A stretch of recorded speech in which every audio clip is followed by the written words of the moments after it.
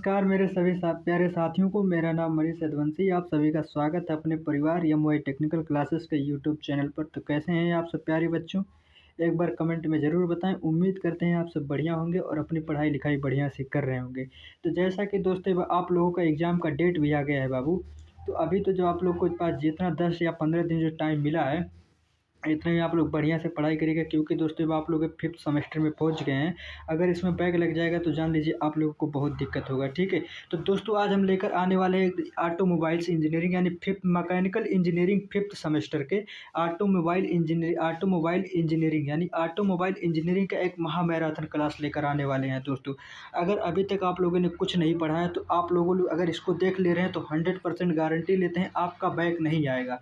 अगर आपका बैक आ गया, इतने पढ़ने के बावजूद अगर आपका बैक आ जाएगा तो दोस्तों गारंटी मेरी रहेगी बैक नहीं आएगा।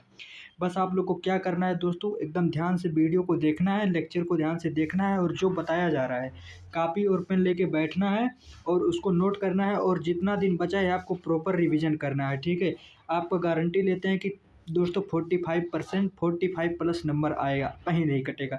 बस आप लोग को दोस्तों क्या करना रहेगा, वीडियो को सिर्फ दोस्तों ध्यान से देखना है और जो इतना बताया जा रहा है आप लोग को ध्यान से सुनना है और कॉपी पेन लेके नोट करना है। ठीक है, अगर आप चैनल पर नए हैं तो प्लीज़ चैनल को सब्सक्राइब कर लीजिए और बेल आइकन का बटन जरूर दबाएं, जिससे कि हमारा आने वाला नेक्स्ट वीडियो का नोटिफिकेशन आप तक तुरंत पहुँचे।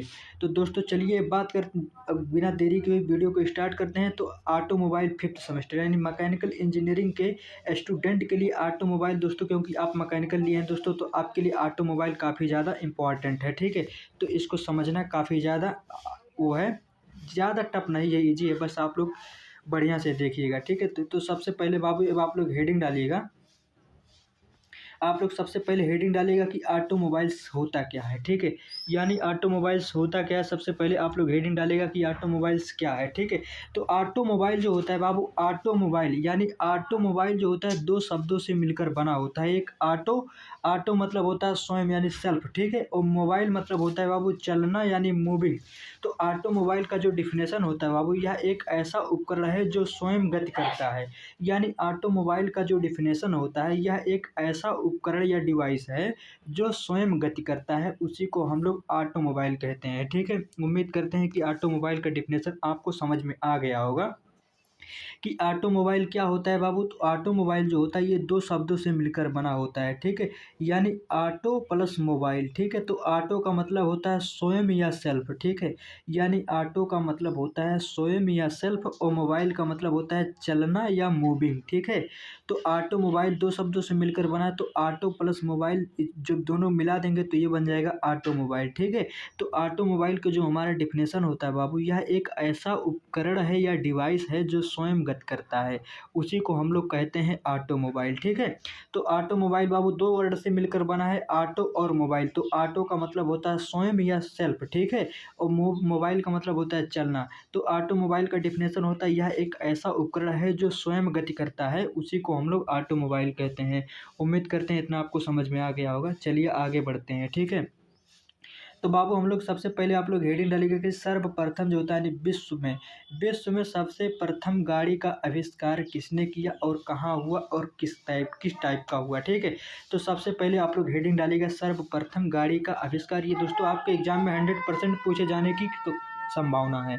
तो सबसे पहले बाबू आप लोग हेडिंग डालेगा कि सर्वप्रथम गाड़ी का आविष्कार कहाँ हुआ। ठीक है, तो सबसे पहले बाबू जो गाड़ी का आविष्कार हुआ था 1769 या 1770 में हुआ था। ठीक है, सबसे पहले सर्वप्रथम जो होता है, तो जैसा कि बाबू सबसे पहले जो गाड़ी का सर्वप्रथम आविष्कार हुआ था, सबसे पहले बाबू जो गाड़ी बना था सन 1600 जो था, सॉरी सन 1769 से 70 में बना था। ठीक है, सन 1769 से या 1770 में सबसे पहले दोस्तों भाप इंजन से चलने वाला एक गाड़ी का आविष्कार किया था, जो कि फ्रांस के वैज्ञानिक निल्स जेप्स के द्वारा किया गया था। ठीक है, इस गाड़ी को दोस्तों 3 पहियों के द्वारा चलाया गया था। इस गाड़ी की जो स्पीड थी यानी गति, सबसे पहले इस गाड़ी की जो गति यानी स्पीड थी दोस्तों, ये 3 किलोमीटर पर हावर्स थी। ठीक है, यानी 1 घंटे में 3 किलोमीटर की स्पीड से चलता था। ठीक है, सबसे पहले दोस्तों जो हमारा गाड़ी का आविष्कार हुआ, ये जो होता है भाप इंजन से चलने वाला एक गाड़ी आविष्कार हुआ, जो सन 1769 से 1770 में फ्रांस के वैज्ञानिक जो नील्स जेप्सने के द्वारा किया गया था। ठीक है, इस गाड़ी में दोस्तों 3 पहियों के द्वारा इस गाड़ी को चलाया गया था और इस गाड़ी की जो स्पीड थी बाबू 3 किलोमीटर पर हावर्स थी। ठीक है, इस गाड़ी की स्पीड जो थी 3 किलोमीटर पर हावर्स थी। ठीक है, तो इसका डिफिनेशन देख लेते हैं कि सबसे पहले जो गाड़ी का आविष्कार जो था भाप इंजन से चलने वाला एक गाड़ी का आविष्कार हुआ सन 1769 से 1770 में। ठीक है, जो कि फ्रांस के वैज्ञानिक नील्स जेप्स के द्वारा किया गया था। ठीक है, इस गाड़ी में बाबू 3 पहियों के द्वारा जो था यानी इस गाड़ी को 3 पहियों के द्वारा चलाया गया था और इस गाड़ी की जो मोशन यानी स्पीड थी ये 3 किलोमीटर पर हावर्स थी। ठीक है, यानी इस गाड़ी की स्पीड 3 किलोमीटर पर हावर्स थी। ठीक है, उसके बाद दोस्तों कुछ और वैज्ञानिक आए। ठीक है, इसके बाद सन 1805 ईस्वी में, उसके बाद दोस्तों सन 1805 ईस्वी में इसमें कुछ संशोधन यानी कुछ इसमें अपडेट करके या बदलाव किया गया, जिसे दोस्तों ये इसे 4 पहिए द्वारा फिर चलाया गया। फिर दोस्तों सबसे पहले जो गाड़ी बना था ये फ्रांस के वैज्ञानिक नील्स जोब्स के द्वारा बनाया गया था, सन 1769 या 1770 में बनाया गया था, जो कि 3 पहिए की गाड़ी बनाई गई थी। ठीक है, और इसका गाड़ी की स्पीड जो थी 3 किलोमीटर पर हावर्स थी। उसके बाद दोस्तों 1805 ईस्वी में, ठीक है, उसके बाद 1805 ईस्वी में इस गाड़ी में दोस्तों कुछ संशोधन करके या कुछ अपडेट करके या इसमें कुछ मॉडिफाई किया गया, जिससे दोस्तों इस गाड़ी को 3 पहिए की वजह से 4 पहियों को बना के चलाया गया। ठीक है, उसके बाद बहुत लंबे समय तक दोस्तों बहुत लंबे समय बाद यानी 1885 यानी दोस्तों 80 साल बाद। ठीक है, 80 साल बाद यानी 1885 से 1886 ईस्वी में जर्मनी के वैज्ञानिक जो था डेवलर जो था यानी जर्मनी के वैज्ञानिक डेवलर बेज द्वारा पेट्रोल से चलने वाला एक 4 स्ट्रोक इंजन का आविष्कार किया गया थी। ठीक ठीक है, उम्मीद करते हैं इतना आपको समझ में आ गया होगा कि सबसे पहले जो बाबू गाड़ी का सर्वप्रथम आविष्कार हुआ, तो सबसे पहले ये भाप इंजन से चलने वाला एक गाड़ी का आविष्कार हुआ, जो सन 1769 से 1770 में हुआ। ठीक है, वो फ्रांस के वैज्ञानिक नील्स जो होता है जेप्स के द्वारा दोस्तों 3 पहिए की गाड़ी बनाई गई। ठीक है, जो कि दोस्तों उसकी स्पीड थी 3 किलोमीटर पर हावर्स की स्पीड से चल रही थी पहले सर्वप्रथम। उसके बाद दोस्तों उस गाड़ी में दोस्तों 1805 ईस्वी में इसमें दोस्तों कुछ मॉडिफाई किया गया या उसमें कुछ बदलाव किया गया, जिससे दोस्तों उसको 4 पहिए द्वारा चलाया गया। ठीक है, उसके बाद दोस्तों बहुत लंबे समय बाद 1885 से 86 ईस्वी में जर्मनी के वैज्ञानिक जो डेवलर बेज द्वारा पेट्रोल से चलने वाली एक 4 स्ट्रोक इंजन का आविष्कार किया गया। ठीक है, उम्मीद करते हैं इतना आपको समझ में आ गया होगा। तो सबसे पहले आप जो तो दोस्तों एग्जाम में बेसिक बन सकता है कि दोस्तों सबसे पहले दोस्तों आप लोग उम्मीद करते हैं इतना आपको समझ में आ गया होगा। तो चलिए अब आगे बढ़ते हैं। उसके बाद जो है दोस्तों यानी हमारे देश में भी जो था हमारे देश में गाड़ी का विनिर्माण सन 1946 में, यानी दोस्तों हमारे जो भारत देश में सबसे पहले दोस्तों हमारे भारत देश में गाड़ी का निर्माण सन 1946 में जो हिंदुस्तान मोटर्स की एक कंपनी का स्थापना हुआ, जो कि कलकत्ता में हुआ। ठीक है, सबसे दोस्तों हमारे देश में गाड़ी का निर्माण सन 1946 ईस्वी में जो कि हिंदुस्तान मोटर्स की जो एक कंपनी बैठाई गई, जो कि कोलकाता में स्थापित किया गया। ठीक है, हिंदुस्तान मोटर्स, इसका नाम आप लोग जरूर याद कर लीजिएगा। ठीक है, उम्मीद करते हैं इतना आपको समझ में आ गया होगा।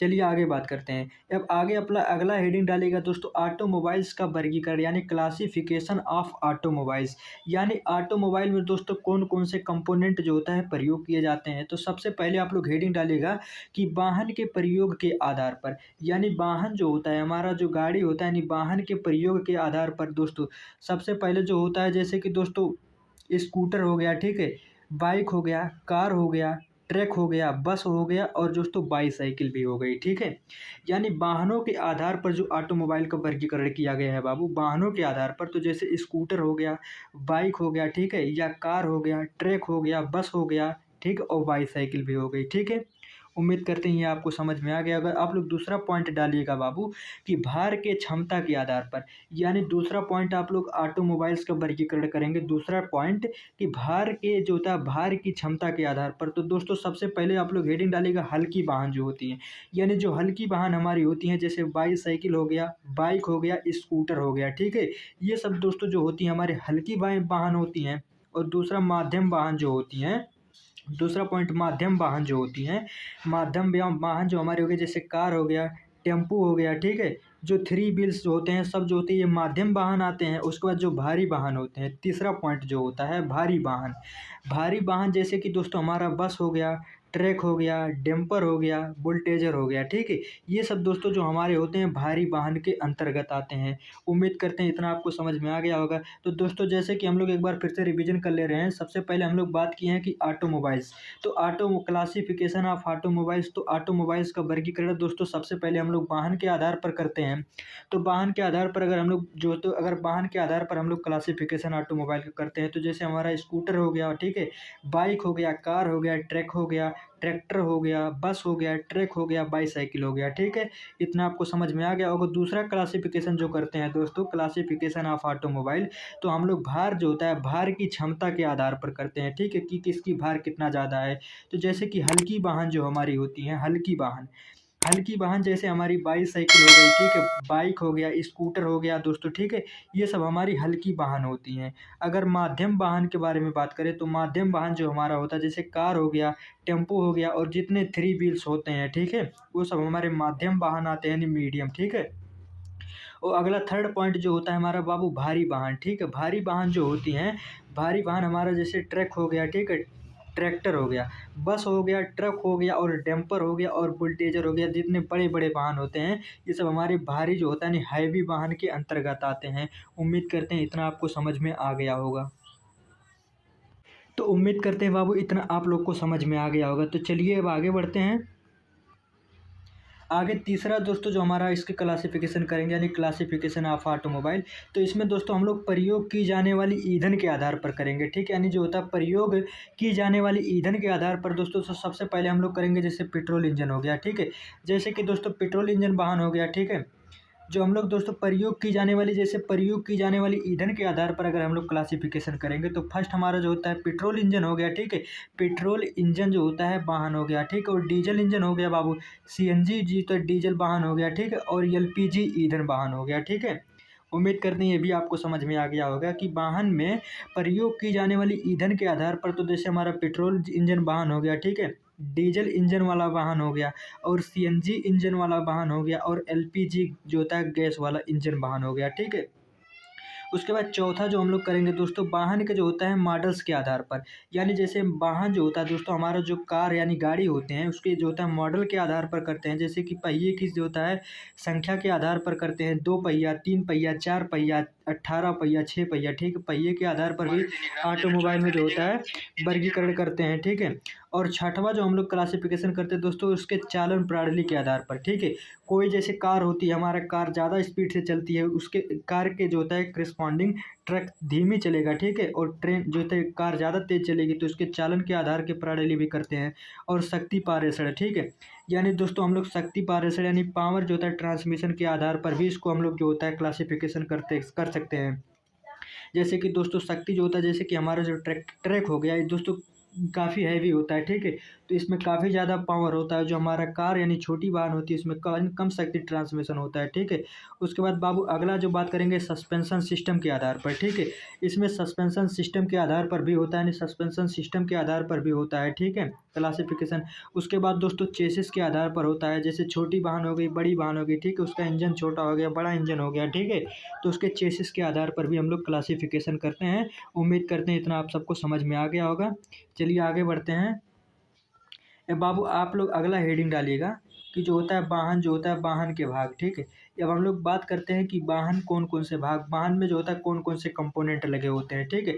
तो सबसे पहले हमारा बाबू चेसिस होता है, उसके बाद बॉडी होता है, फिर ट्रांसमिशन सिस्टम होता है, उसके बाद इंजन होता है, ठीक है। अभी इन सब के बारे में एक एक करके पूरा डिटेल में बात करेंगे कि चेसिस क्या होता है, बॉडी क्या होती है, ट्रांसमिशन सिस्टम क्या होता है, इंजन क्या होता है, ठीक है। तो जैसे कि दोस्तों वाहन के भाग के आधार पर, तो जो हमारे जैसे चेसिस हो गया, बॉडी हो गया, ट्रांसमिशन सिस्टम हो गया, इंजन हो गया। तो चेसिस हमारा जो होता है बाबू, चेसिस जो हमारा होता है, जैसे कि ये कोई वाहन है, ठीक है। अगर ये वाहन के दोस्तों अगर ऊपर की पार्ट अगर हम लोग हटा दे रहे हैं, ठीक है। अगर जैसे कोई हमारा कार है, अगर कार का ऊपर वाला जो भाग अगर हम लोग हटा दे रहे हैं, तो उसके जो बाकी जो कुछ बचता है वो सबको चेसिस कहते हैं। जैसे ट्रांसमिशन हो गया, गियर सिस्टम हो गया, एक्सपेंशन सिस्टम हो गया, ठीक है, उन सबको हम लोग चेसिस कहते हैं, ठीक है। ये ऑटोमोबाइल आप लोग डायग्राम देख के समझ में आ गया होगा कि चेसिस क्या होता है बाबू। चेसिस जो हमारे जैसे कार हो गया, ठीक है। अगर कार का ऊपर वाला अगर हम लोग पार्ट हटा दे रहे हैं, बाकी जितना सब बच रहा है वो सबको हम लोग चेसिस कहते हैं। उम्मीद करते हैं इतना आपको समझ में आ गया होगा, ठीक है। जैसे कि दोस्तों इसको हम लोग डायग्राम की सहायता से भी बात कर लेते हैं। जैसे कि हमारा जो होता है व्हील होता है, ठीक है। यानी हमारे गाड़ी में जो तो दोस्तों 4 पहिए लगे होते हैं, यानी व्हील लगे होते हैं। एक फर्स्ट, ये व्हील इधर होता है, ठीक है। और ये हमारा जो होता है बाबू, ये रोड जो होता है रिडक्टर होता है, ठीक है। रिडक्टर होता है ये हमारा जो तो बाबू, ये जो आगे होता है फ्रंट एक्सल होता है। ये आगे हमारा फ्रंट एक्सल होता है। उसके बाद इंजन होता है, फिर ठीक है। इंजन होता है, उसके बाद बाबू गियर बॉक्स लगा होता है, ठीक है। क्रैंक शाफ्ट, उसके बाद गियर बॉक्स लगा होता है। यानी ये हमारा जो होता है चेसिस का फ्रेम होता है सब, ठीक है। ये हमारा पीछे जो होता है ये पीछे वाली पहिया, यानी रेयर एक्सिस ये पीछे वाली होती है, ये फ्रंट वाला व्हील आगे वाली पहिया होती है, ठीक है। और ये हमारा जो लगा होता है बाबू, ये फ्रंट हमारा फ्रंट सस्पेंशन सिस्टम होता है, ठीक है। ये हमारा फ्रंट सस्पेंशन होता है। और ये हमारा जो लगा होता है ये स्टीयरिंग व्हील होता है। यानी जो हमारा स्टीयरिंग होता है, ठीक है। ये हमारा स्टीयरिंग व्हील यहाँ लगा होता है। और ये पीछे जो आप लोग देख रहे हैं बाबू, ये जो होता है ये हमारा जो होता है रेयर, यानी पिछला जो होता है सस्पेंशन होता है, ठीक है। और ये बीच में हमारा जो लगा रहता है दोस्तों, ये प्रोपेलर शाफ्ट होता है, जिसकी द्वारा से दोस्तों इसके जो होता है गियर बॉक्स और जो होता है ये जो होता है रेयर व्हील जो होता है, इससे जो होता है पावर ट्रांसफर होता है, ठीक है। और ये बीच में जो लगा होता है बाबू, ये यूनिवर्सल जॉइंट होता है, ठीक है। यूनिवर्सल जॉइंट से ये कनेक्ट होता है, जिससे कि दोस्तों पावर का ट्रांसमिशन होता रहता है, ठीक है। और ये हमारा जो होता है ये प्रोपेलर शाफ्ट होता है, ठीक है। और इस यूनिवर्सल जॉइंट से कनेक्ट रहता है, ठीक है। और ये हमारा चेसिस होता है। उम्मीद करते हैं इतना आपको बढ़िया से समझ में आ गया होगा दोस्तों। अगर एग्जाम में आएगा तो दोस्तों आपको डायग्राम भी बना देना है, ठीक है। चलिए आगे बात करते हैं। एक दोस्तों अपन ने डायग्राम बना लिए हैं। जैसे कि हमारा दोस्तों व्हील होते हैं, ठीक है। ये हमारा फ्रंट व्हील हो गया। ये हमारा जो होता है बाबू, ये फ्रंट एक्सल हो गया, ठीक है। फ्रंट एक्सल हो गया बाबू। ये जो हमारा होता है क्लच होता है, ठीक है। यानी इंजन होता है, उसके बाद क्लच लगा होता है, फिर गियर बॉक्स होता है, ठीक है। यानी इंजन और जो होता है क्लच जो होता है ये इंजन और गियर बॉक्स के बीच में लगा होता है, ठीक है। पहले हमारा इंजन रहेगा, फिर क्लच रहेगा, उसके बाद गियर बॉक्स रहेगा, ठीक है।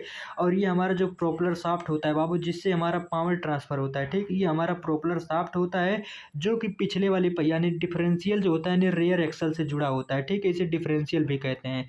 जो होता है बाबू ये 90 डिग्री पे होता है। ये रियर जो होता है हमारा प्रोपेलर शाफ्ट जो होता है ये रेयर एक्सल यानी डिफरेंशियल से जुड़ा होता है। और ये जो होता है दोस्तों, ये प्रोपेलर शाफ्ट और गियर बॉक्स को बीच में जो ज्वाइंट करता है, इसे हम लोग कहते हैं यूनिवर्सल ज्वाइंट, ठीक है। यूनिवर्सल जॉइंट दोस्तों आप लोगों ने देखा होगा, आप लोग के गांव में जब ट्रैक्टर जो होती है, यानी ट्रैक्टर और रोटावेटर को जो आपस में कनेक्ट करता है, उसी को हम लोग प्रोपेलर शाफ्ट कहते हैं। उसी बीच को जो होता है उसी को हम लोग यूनिवर्सल जॉइंट कहते हैं, ठीक है। उम्मीद करते हैं इतना आपको समझ में आ गया होगा।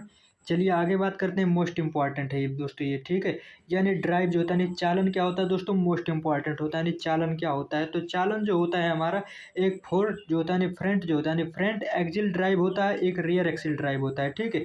एक फोर व्हील ड्राइव होता है। 3 टाइप के ड्राइव होते हैं। मोस्ट इंपॉर्टेंट है, आप लोग को तीनों तैयार कर लेना है, ठीक है।